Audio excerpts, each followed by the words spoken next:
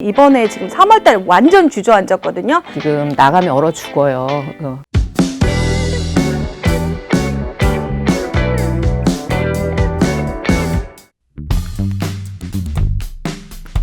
이번에 지금 3월달 완전 주저앉았거든요.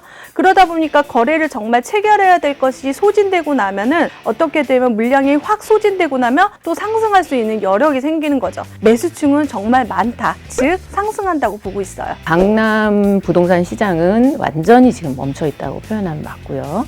강남에서 가장 거래를 많이 한 곳은 개포 1단지, 도곡렉스, 대치, 리모델링을 준비한 아파트들이 주 거래가 많이 되고 있고요. 지금 나가면 얼어 죽어요.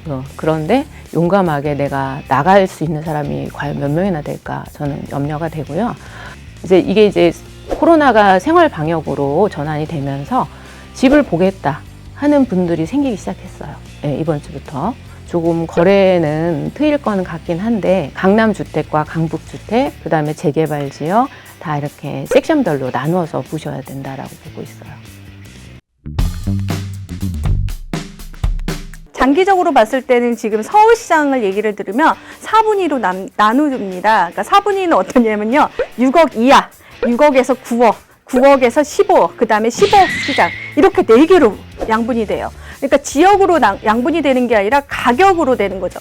지금 같은 6억 시장 같은 경우는 9억으로 갈 것이고요. 왜냐하면 이게 대출의 문제거든요. 그래서 9억 원 이하까지는 우리가 일명 얘기하는 LTV 40%가 대출이 나오고요. 9억에서 15억까지는 20%가 나오게 됩니다. 그러니까 이게 그 대출 규모가 줄어들었죠. 그런데 15억 이상은 정말 대출이 0. 안 나오게 되는 거죠. 그래서 지금 시장 같은 경우에는 15억 시장 같은 경우는 가격 상승이 조금 작을 거라고 생각이 들고요. 그리고 그 밑에 층 1분위, 2분위, 3분위 이쪽은 더 상승될 거라고 생각이 들고 현장에 가셔가지고 가장 중요한 거는 저가 매물이 왜 저가로 나왔는지 알아야 되거든요. 그래서 그 저가 매물 중에서 5월 말 잔금 6월 말 잔금이 있습니다. 6월 말 잔금 같은 경우에는 10년 보유 5년 거주니까 그런 아파트를 가면은 그런 물건들이 나와 있어요. 그래서 최근에 그런 곳이 어디냐면 지금 강남권, 송파권, 그리고 분당권. 그러니까 그런 쪽에 지금 10년 보유하고 5년 거주했던 것을 파는 경우가 있거든요. 그러니까 매도자 상태가 중요합니다. 이 사람이 급한 것인가 안 급한 것인가. 그걸 따져보면은 그 금매를 여러분들은 또 살 수가 있는 거죠. 아무래도 서울 가까운 곳의 그 수도권들이 가장 인기가 많은데요. 예를 들어서 과천은 일단은 이제 강남 정도의 가격대를 형성하고 있기 때문에 이곳에 지금 현재 투자자들이 들어가기는 좀 어려운 상황이고요. 그 다음에 성남과 그 아래 이제 분당 판교, 그 다음에 아래 이제 수지 뭐 이렇게 쭉 연결이 되어 있잖아요. 분당 같은 경우에는 계속 그 가격 상승이 계속 있었고, 지금 사실 성남 구도심이 가장 인기도 많고 핫하다고 볼 수 있어요. 분당은 늘 인기가 많았기 때문에 제가 이제 지금 이야기를 빼는 거고요. 올해 서울 투자자들이 가장 많이 투자한 곳이 남양주거든요. 네, 남양주도 지금 별내선이 공사를 지금 현재 하고 있고, 그리고 서울 강북 같은 경우에는 이제 강남시장은 투자금도 크고, 그 다음에 그 투자금이 일단 크기 때문에 일반 투자자들이 들어가긴 굉장히 어렵고요. 강북이나 지금 강북구, 그러니까 노원구가 가장 많아요. 그리고 서울 강북 같은 경우에는 이제 강남시장은 투자금도 크고 조합원 명의 변경이 안 되기 때문에 일단 사면 팔 수가 없는 상황이잖아요.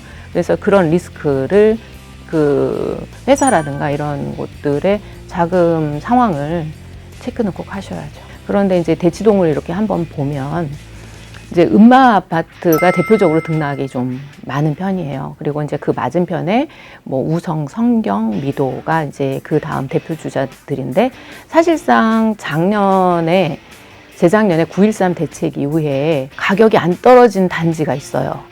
그 단지가 미도예요. 계속 올랐고요. 그리고 물론 거래량은 적어요. 12, 16 이후에 호가가 내려갔어요.